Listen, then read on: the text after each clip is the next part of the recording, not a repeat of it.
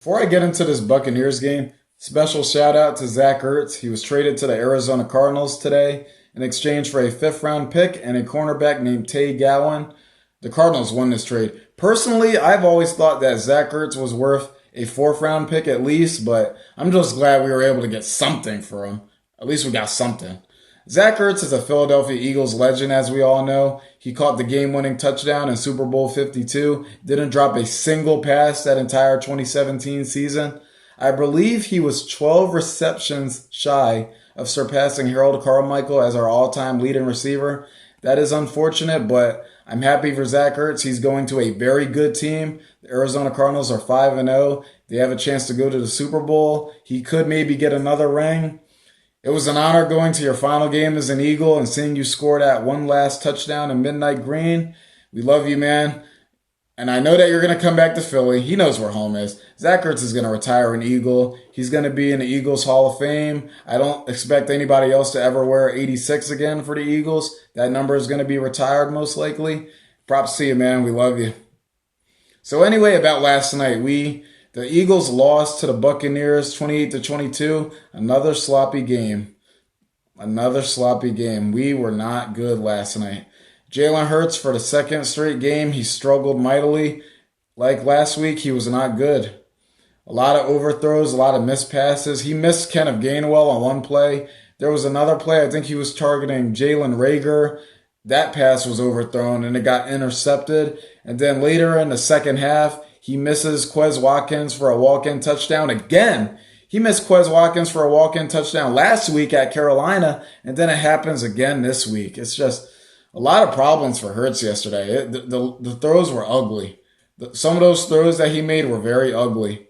Now listen, even though Hurts was bad yesterday, I'm just still not willing to give up on the guy. I'm not willing to give up on Jalen Hurts because he's young. He's basically still a rookie. I believe this was his 10th start.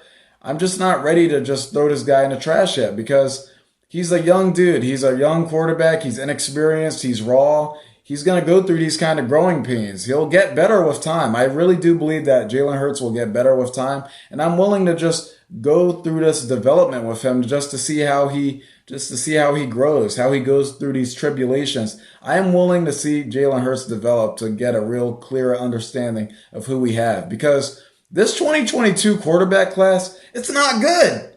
It stinks. It really does stink. Spencer Rattler is having a terrible year. Spencer Rattler looks horrible. There isn't a single quarterback in this draft that I would rather have than Jalen Hurts.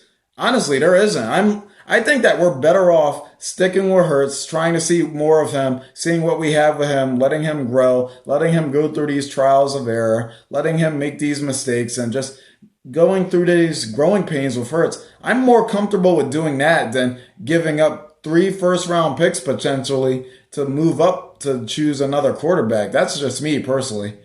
And Nick Sirianni.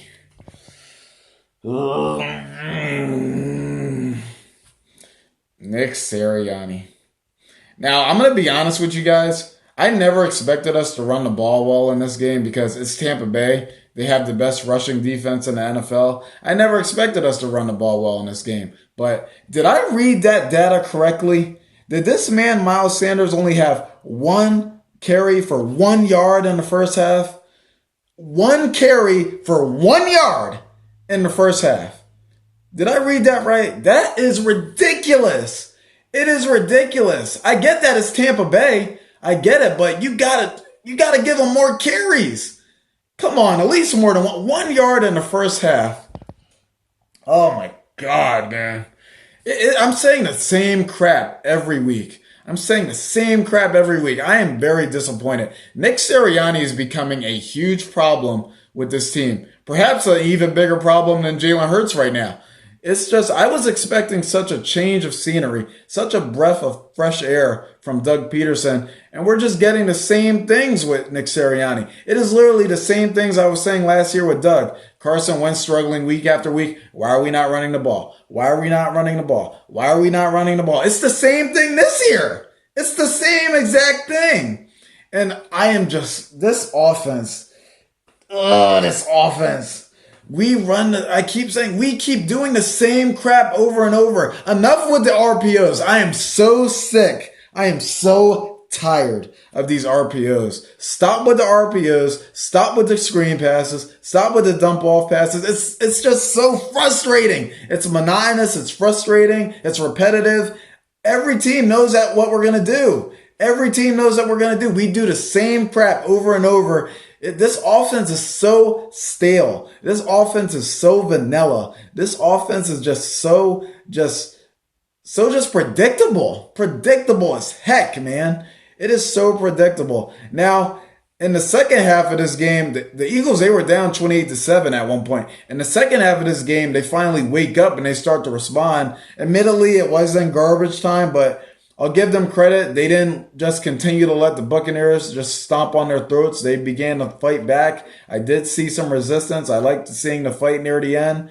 And in the fourth quarter, Miles Sanders is pulling off these big runs. He's getting some big runs against his Tampa Bay rushing defense. And the crowd, I can personally attest to this. I can personally say from experience, having watched this game, having been there for this game, the crowd was going nuts when Sanders was getting these carries. We were going crazy. We were like, ah! Like, it was really working the crowd up because we love seeing Sanders get the ball. He doesn't get the ball enough. And when he does get the ball, seeing him make these big games, seeing him make these big plays against a rushing defense of this caliber, it was really just igniting this crowd. It was really just letting our spirits up because this game was rough. It was rough watching this game. Tons of these ugly throws from Jalen Hurts. Like I mentioned, the overthrows to Gainwell and Rager, the interception, the missed touchdown to Quez Watkins. It was just a rough game to watch. It was really rough. And as for the defensive line, did we even get a single hit on Brady in this game? How many times did we hit Brady in this game? I don't think we sacked him a single time. I don't think we hit him a single time. Brady, there was no pressure on Brady. The defensive line had a great game last week. They made Sam Darnold's life a living hell. This week was the polar opposite. Tom Brady, he was very comfortable. He was very comfortable. We couldn't stop Leonard Fournette. Antonio Brown was getting wide open a few times and killed us. It was just a bad game overall by both sides of the ball. Now, as I mentioned before, the Eagles in the second half of this game, they started to come back. They were down 28-7. They rallied to make it 28-22. And at that point, I'll be honest, I thought that we had a shot to possibly steal this game. I thought that we could potentially, after getting a stop, go down the field and win this game. But then, like right after we scored, so we had a touchdown, a rushing touchdown, I believe, by Jalen Hurts. And then we get a 2-point conversion, which I didn't agree with, by the way. I hated that call. I did not agree with Nick Sirianni going for 2 there. Now, he got away with it. It worked, but I still didn't like that. I still didn't like the concept of him going for 2 there when you could just make it a 7-point game. So after that, Tampa Bay gets the ball back. We stopped them on first down, but then a flag comes out, a penalty. Jernard Avery gets called for taunting. And did anybody see what he did?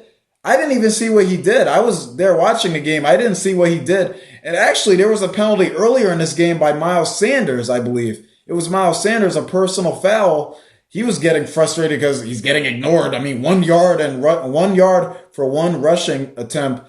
That just says all you need to know. 1 yard for one rushing attempt in the first half. That just says all you need to know. Sanders, he was getting frustrated. But that call against Jernard Avery, the taunting penalty, that took all the momentum out of the Eagles. We had so much momentum, and then that penalty, it really lets the air out of it. And so Brady goes down the field. He makes this third down pass. He scrambles and finds Antonio Brown. That pretty much ices the game. We lose. So yeah, very ugly game to watch. It was very, very tough to watch, but I don't regret going, especially for the fact that Zach Ertz, it was his final game. I got to see him score that last touchdown wearing midnight green. I wouldn't trade last night for anything. I wouldn't.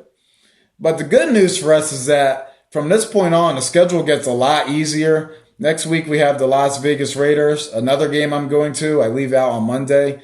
And we all know what's going on with them, with the whole John Gruden controversy. That team, they just lost their head coach, and I believe that the Raiders will be in disarray for the rest of the year. I think that this team, having lost a coach who was very beloved by their players, it's going to send them into a mental relapse. I think that they're going to be out of focus. I'm expecting the Eagles to go into Las Vegas and beat the Raiders. I'm expecting it. I'm anticipating that. After that, we have a road game against the Detroit Lions. The Detroit Lions, they're another team that really has our number. They're not as quite severe as Seattle. They're not quite as severe as Seattle when it comes to owning the Eagles, but they're another team that we just cannot seem to beat. And the thing that really annoys me is that the Lions have been terrible when they've beaten the Eagles. 2012, 2015, 2016, and 2019, the Lions were awful in those years, and they still managed to beat the Eagles. They still managed to get the upper hand over us. We haven't beaten the Lions since 2013, the Blizzard Bowl game where LaShawn McCoy went off for 217 rushing yards. That's a franchise single game record. He went off in that game. LaShawn McCoy, he's a beast. I hope he's enjoying his retirement. But we got to beat the Lions this year because I'm sick of losing them. I'm sick of losing to the Detroit Lions. That's got to stop. After that, we have a home game against the Los Angeles Chargers, our next home game. And I'm not going to lie to you guys. I'm going to be completely honest. I do not feel good about this Chargers game. I'm not just saying that now. When the schedule came out in May, when I first saw that Chargers game on the schedule, I just had a bad feeling about that game from the get-go. Something about that game just didn't feel right with me. I just feel like there's going to be something that happens late in that game that really sinks us. I just don't have a good feeling about that game. I think we're going to lose that game to the Chargers. I like Justin Herbert, man. Justin Herbert, he's a stud. Did you guys see him in that win against the Browns? This guy's the real deal. I really do like Herbert. I've always thought he was better than Joe Burrow, the Bengals quarterback. I've always thought he was better than Burrow. I think that the Chargers are going to make the playoffs this year. They haven't been there since 2018, back when Phillip Rivers was their quarterback. Justin Herbert, he's the real deal. He's a threat, man. And I'm not feeling good about him coming to the link. This whole time, I have not felt good about that Chargers game. I think we're going to lose that. Then there's the game we have against the Denver Broncos. We go to Denver, a place we haven't won since 1989. We have struggled in Denver for a long time now. The Denver Broncos, they're kind of like the Carolina Panthers. They've kind of proven to be somewhat fraudulent. They started 3-0, but they were beating the Giants, the Jaguars, and the Jets. They've lost 2 straight games now to the Ravens and the Steelers. They've been proven not to be as good as we thought they were. So that's a game that the Eagles could go there and win. I think they could win that game.